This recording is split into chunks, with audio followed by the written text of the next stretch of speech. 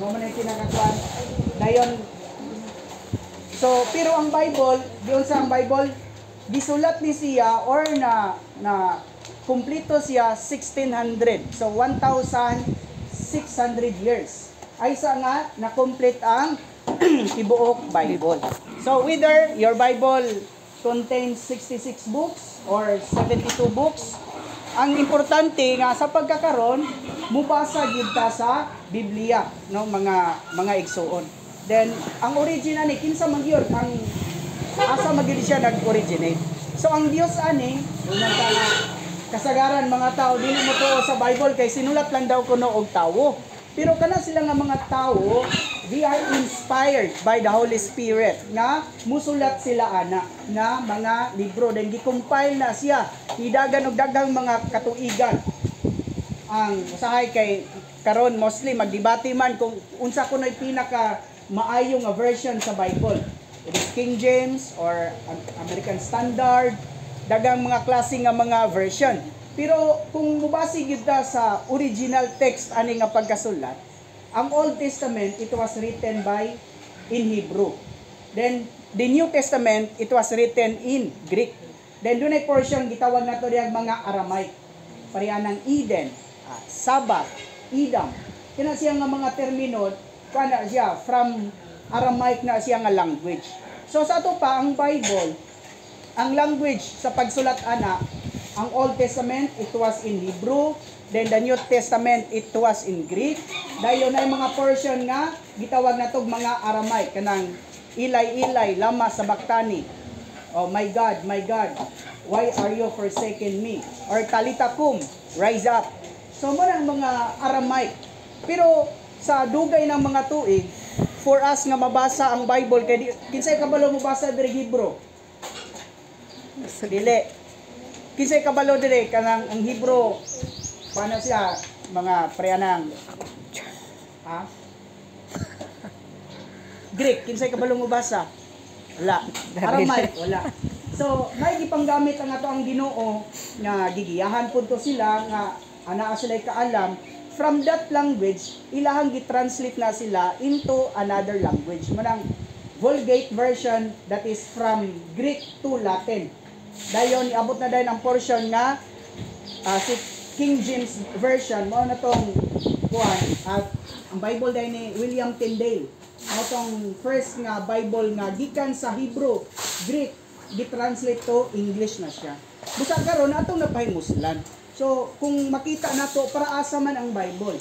Ang Bible in 2 Timothy 3:16 para teaching, for conviction, for correction, for instruction in righteousness. For example, Ephesians 6:1, children, obey your parents in the Lord. Kung tao rin mo istorya na to na, siyempre, musukol kita, di ta mag, ang ato bitang nature, di ta magpa-istorya, kay hulog naman ang ato ang kinaiya. Pero through the Bible, mabasa na to, makita na to, gitudluan man di ay ka nga, mutahod ta sa atong mga ginikanan. So, as a review, ang uban dunay nagamit og 72 books, ang uban dunay pero mostly 66. Kami ang among gigamit ang atong 66 nga books. Ang dibahin na siya, ang Old Testament dunay pila? 39. Ang New Testament 27. So ang paghanay niya ingon ani, kung kinsa tong kinsay naka-memorize dahil sa kuan ng the books of the Bible. Pwede patasan kamot or na live view. Kinsay naka-kuan live view. Ning. Sige. So atong memorizeon. So unta ma-inspire mo, madasig mo nga katong wala pa, try na lang to ninyo nga katagag panahon kaliwala sa inyong kabisi nga mubasa pud og Biblia. Amen. So dali si kinsa tong the 17th president in the United States of 16 Abraham Lincoln. Ingon siya nga the best gift given by God to man is the Bible. So nagpasabot kung wala tay Bible, wala tay pinaka the best gift nga gihatag sa Dios nga ninato. So pwede atong i-memorize ang books Old Testament katong 39. So dunganan nato ni atong mga naka-memorize. 1, 2, 3, say.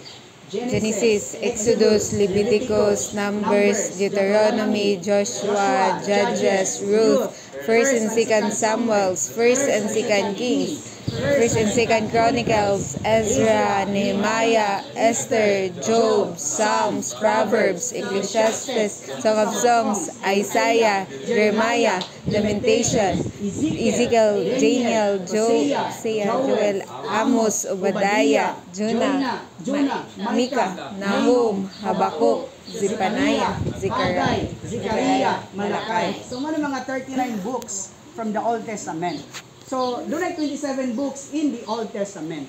Sama sa Matthew, Mark, Luke, John, Acts, Romans, 1st and 2nd Corinthians, 1st and Galatians, Ephesians,